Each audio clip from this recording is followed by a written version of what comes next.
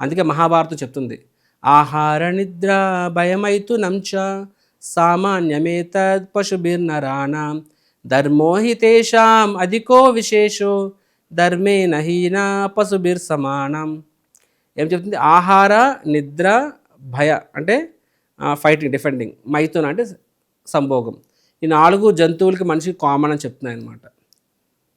కాబట్టి ఈ 4 విషయాల్లో బట్టి మనిషి జంతువునికి తేడా ఉండదు. కానీ మనిషి అనేవాడు ఎప్పుడు తేడా అంట, ధర్మోహి తేషం అధికో విశేషం, అప్పుడే అధికం అంటే స్పెషల్ అవుతాడంట. ఏంటది ధర్మం అంటే?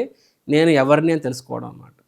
కాబట్టి మనిషి జన్మలో మాత్రమే మనము నేను ఎవరిని, భగవంతుడు ఎవరు, ఎందుకు నేను పుడుతున్నాను, ఎందుకు నాకు వృద్ధాప్యం, ఎందుకు చనిపోతున్నాను, ఎందుకు నాకు ఒక రకంగా పరిస్థితులు వస్తున్నాయి, కర్మ అంటే ఏంటి, ఈ అన్ని విషయాలు మనిషి అనేవాడు మాత్రమే తెలుసుకోగలడు.